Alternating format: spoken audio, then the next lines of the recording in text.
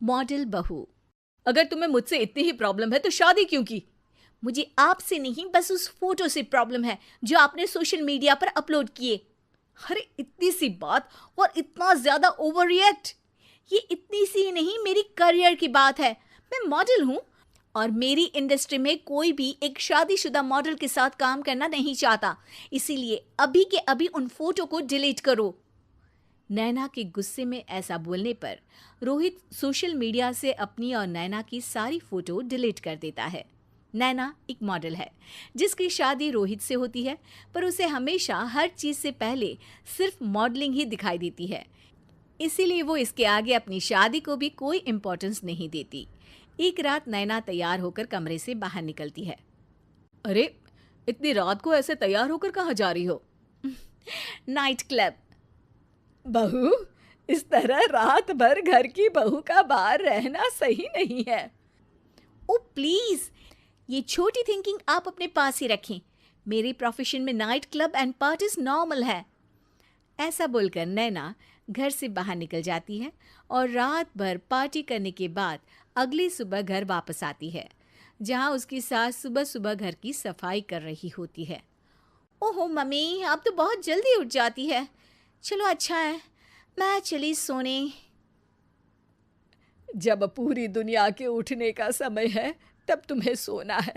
भला ये भी कोई घर वापस आने का समय है? नॉट अगेन मॉम, मैं आप और आपकी इन बातों से टायर्ड हो गई हूँ। अगर आपको ये सब सहन नहीं करना था तो रोहित की शादी एक मॉडल की बजाय किसी साधारण लड़की से करानी थी ना।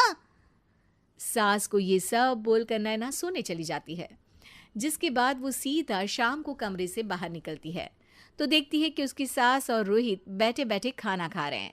नैना भी उन्हीं के साथ डाइनिंग टेबल पर जाकर बैठ जाती है, जहां सारा तेल वाला खाना देखकर वो गुस्से में भड़क जाती है। ये सब क्या है मॉम?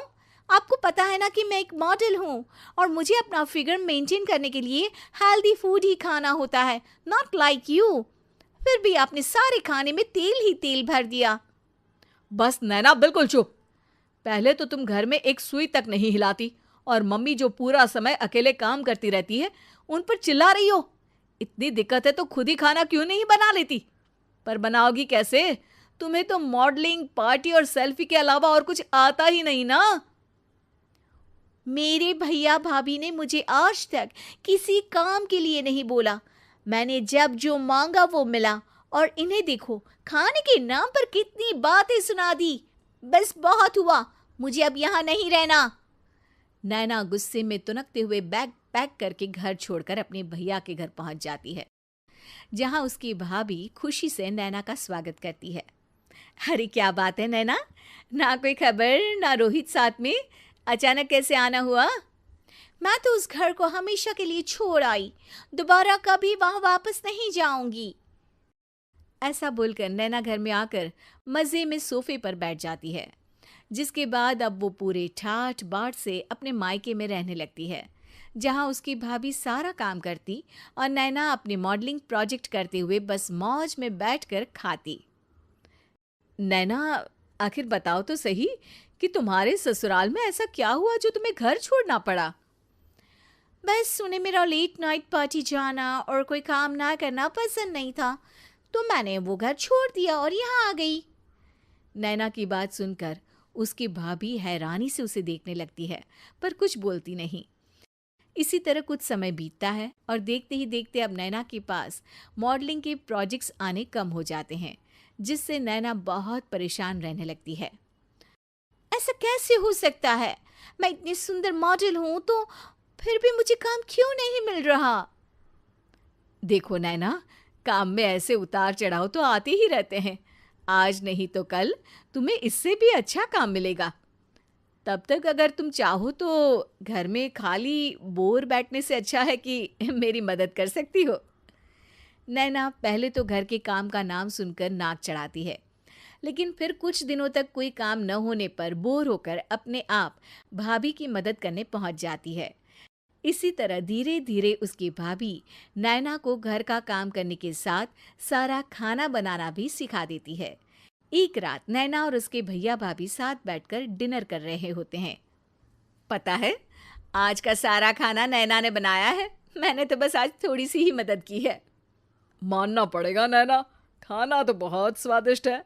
आखिर मेरी बहन मल्टी टैलेंटेड जो है, मॉडलिंग और घर दोनों एक साथ बखूबी संभाल सकती है।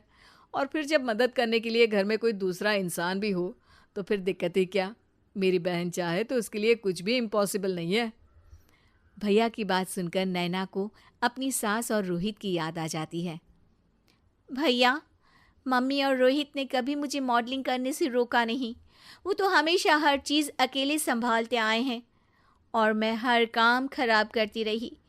मम्मी पूरा घर अकेली संभालती है और मुझसे बस थोड़ी मदद की उम्मीद करती है, पर उसकी जगह मैं उन्हें उल्टा बोलती रही।